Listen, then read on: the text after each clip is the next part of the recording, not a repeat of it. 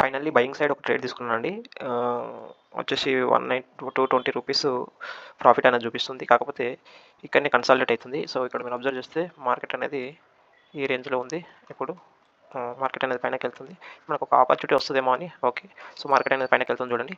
So ఒక buying side ఇక్కడ వరకన్నా ఒక స్టాప్ లాస్ పెట్టేసి, సో ఇక్కడ వరకు మా టార్గెట్ పెట్టుకున్నాము. ఒకవేళ హిట్ అవుతుందేమో చూద్దాం, లేదంటే ఇక్కడనే మార్కెట్ అనేది క్లోజ్ అయితే టార్గెట్ అనేది రీచ్ అవుతుందో లేదో చూద్దాం ఒకసారి. ఓకే, సో 15 మినిట్స్కి టైం క్యాండిల్ ఓపెన్ చేస్తున్నాను.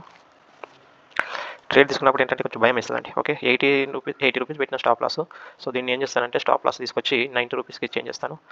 సో ఇక్కడ 90 రూపీస్ మాడిఫై చేశాను. ఓకే, సో చూద్దాం ఒకవేళ ప్రాఫిట్ వస్తుందా, ప్రాఫిట్ వస్తే ఎంత ప్రాఫిట్ వస్తుంది అనేది ఒకసారి చూద్దాం. నేను ఇక్కడ రెసిస్టెన్స్ లెవెల్ ఉందండి. ఇక్కడ రెసిస్టెన్స్ లెవెల్ కంటిన్యూస్గా పోతుందని అనుకుంటున్నాను. సో ఇక్కడ 15 మినిట్స్ టైం ఫ్రేమ్ ఓపెన్ చేస్తే, సో ఇక్కడ వరకే ఉంది. ఇక్కడనే రెసిస్టెన్స్ తీసుకోవచ్చు, చెప్పలేము. ఒకవేళ డైరెక్ట్ వెళ్ళింది అనుకోండి ఇక్కడ వరకు వస్తుంది.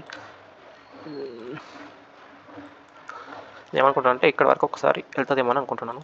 5 మినిట్స్ టైం ఫ్రేమ్ ఓపెన్ చేస్తే జస్ట్ ఇక్కడ ఈ క్యాండిల్ క్లోజ్ అయ్యి ఇంకొక క్యాండిల్ మనకి గ్రీన్ క్యాండిల్ ఫామ్ అయింది అనుకో, మా టార్గెట్ అనేది రీచ్ అవుతుంది. ఓకే, కాకపోతే ఇక్కడ నుంచి ఇక్కడ కిందికి వెళ్ళింది అనుకోండి, అప్పుడు మా టార్గెట్ అనేది పోతుంది. చూద్దాం. సో మార్కెట్ అనేది పైన పోవాలని నేను అనుకుంటున్నాను.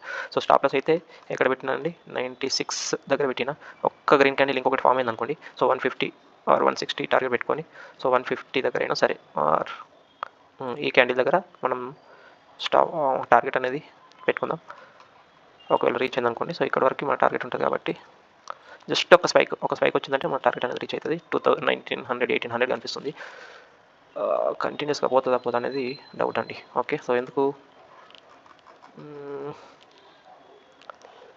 Just one more candle form అవుతుందా, లేదంటే ఇక్కడ ట్రిస్ అయ్యి వెళ్తుందా అనేది తెలియట్లేదు.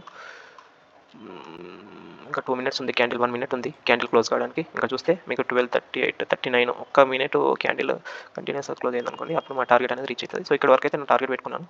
చూద్దాం. సో 2000 ఇప్పుడు మనం ఏం చేద్దామంటే